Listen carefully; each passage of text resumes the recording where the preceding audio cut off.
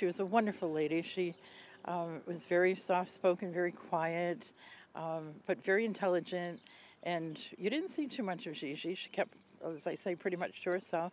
Gertrude Allwork kept to herself because her health has been failing. Her adoptive son, Roderick Geronimo, moved back with her 4 years ago to take care of her. Police say instead, he just admitted to taking her life on Monday. Vermont State Police received a 911 call right here at 57 on the Green in East Poultney. The report was an unresponsive female. The call was made by the female's adopted son. Geronimo rode with his mother in the ambulance to the hospital. He was there taking care of her, and you could see that he was a little bit tired, probably. It had been, you know, if he was the sole caretaker. So that's a little bit difficult to do that 24 hours a day, I would say. Geronimo wasn't known to police prior to this incident. However, neighbors told me off camera that Geronimo did exhibit a temper. We have found nothing to lead us to believe that this was a premeditated act. Nothing. Not his statement, not evidence.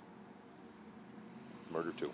This is this small town's second murder in just 4 years. Crime scene investigators still wrapping up the case today. Geronimo did admit to killing his adoptive mother. If convicted of second-degree murder today, he could face a minimum of 20 years in prison. Reporting in East Poultney, Vermont, Alex Goodson, CBS6 News. Let's knock something down. Let's go. All right. The foundation behind me not only for this home, but for a project that's set to transform one of Albany's South End streets. Right over here, they're demoing 6 sheds today in hopes of building more homes. This project's a little different than the others. They're set to try and transform streets at a time rather than one home. Started on Alexander Street and now continues on Delaware, where, as you can see, this is how real change takes place, and we couldn't be more excited. That's what we have, a strategy citywide.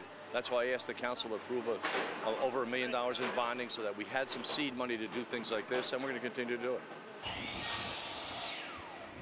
The volunteers are set to begin next Tuesday. The demolition crew present Wednesday morning is a local company from the city's South End. They gave us a great price. My understanding is that it's a little over $7,500 to demolish these 6 buildings, which is great. Well, what was there before was not conducive to the neighborhood. What's going to be there now is going to build families. It's going to bring more people into this community. Willie Toon has spent the last 86 years on Delaware Street.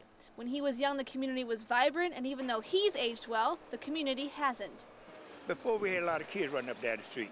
And now? Ain't no kids on the street.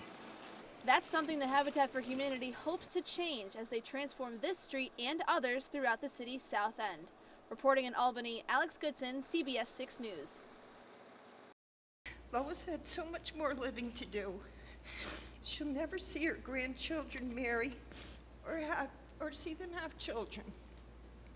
She loved her family, her friends, and her church. She should have been a little old lady when she died by God's hands, not by yours. Shafakil Islam will be spending 20 years to life in prison for killing 73-year-old Lois Decker. This used to be the home of 73-year-old Lois Decker. She was strangled back in November 2011 by Islam. After he strangled her, he stole her car and crashed it. 2 people stopped to help when he reportedly tried to steal one of their cars. When that didn't work, our investigators say he stole a pickup truck from a nearby yard. I really am sorry. And I know that you may not be able to forgive me. We now lock our doors regularly. This act has taken away our peace of mind, and nothing will ever be the same.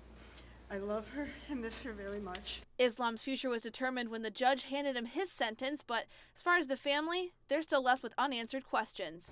Why her? What about her could have set him off? Why was he in her house?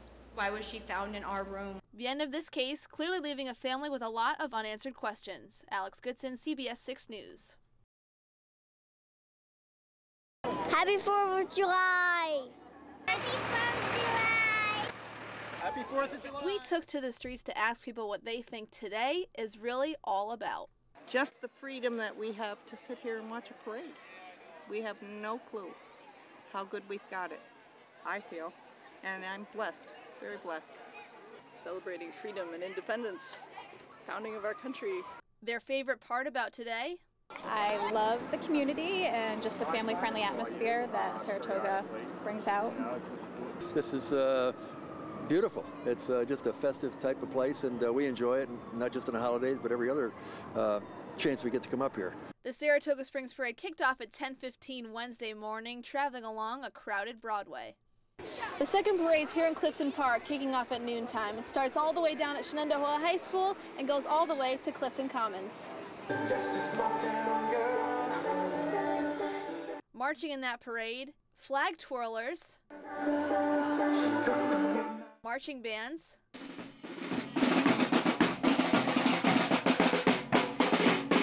firefighters, Boy Scouts, and state lawmakers. Today we remember our founding fathers, all the great freedoms we have, and probably one word describes how we respect our veterans and our soldiers, and that's everything.